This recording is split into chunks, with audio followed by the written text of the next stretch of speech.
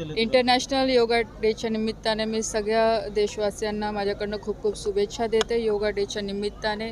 आणि आपल्याला सगळ्यांना माहीत आहे की आदरणीय आपले देशाचे प्रधानमंत्री आदरणीय नरेंद्रभाई मोदीजींनी या योगाचा संदेश संपूर्ण जगभराला दिला आणि आंतरराष्ट्रीय योगा दिवस म्हणून 21 जून आपण दरवर्षी साजरा करत असतो। आणि ह्या वर्षीसुद्धा संपूर्ण जगामध्ये आज योग दिवस साजरा होतोय। आपल्या देशामध्ये प्रत्येक जिल्ह्यामध्ये, प्रत्येक तालुक्यामध्ये, प्रत्येक राज्यामध्ये खूप मोठ्या प्रमाणात योगा दिवस साजरा होतोय। शाळांमध्ये होतोय, कॉलेजेसमध्ये होतोय। आणि केंद्र सरकारच्या माध्यमातून मला भुसावळ सेंटर देण्यात आलं होतं आणि इथे आपण क्रीडा मंत्रालयाच्या माध्यमातून आणि रेल्वे मंत्रालयाच्या माध्यमातून आज इथे जवळपास 3 ते 4 हजार लोकांचा योगाचा आज कार्यक्रम इथे आयोजित केलेला होता।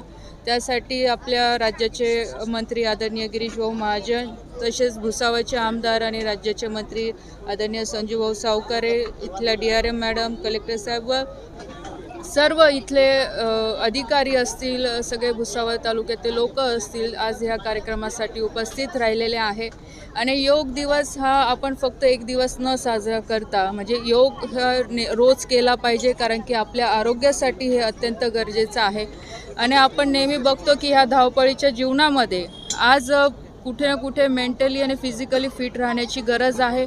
नेहमी आपले प्रधानमंत्रीजी पण मेसेज देत असतात की आज आपल्याला फिट इंडिया मूवमेंट हे संपूर्ण देशभरामध्ये राबवायचं आहे। आणि तोच प्रयत्न आज क्रीडा मंत्रालयाच्या माध्यमातून आम्ही सुद्धा करतो आहे की फिट इंडियाच्या माध्यमातून वेगवेगळ्या ॲक्टिव्हिटी सगळ्या देशामध्ये आम्ही घेत असतो। जसं आता सायकल ऑन संडे जो कार्यक्रम नेहमी घेतो, आता उद्यासुद्धा पंढरपूरला मोठा कार्यक्रमाचं आयोजन केलेलं आहे।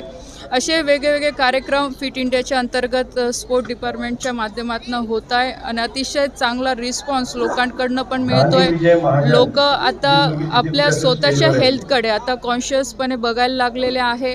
आणि योग एक असं माध्यम आहे की जी आपली भारताची परंपरा राहिलेली आहे, आपली संस्कृती राहिलेली की ज्याच्यामधनं आपण स्वतःला फिट ठेवू शकतो, मेंटली चांगलं ठेवू शकतो आणि त्याचा परफॉर्म आपल्या कामांमध्ये त्याचा इफेक्ट चांगला येऊ शकतो।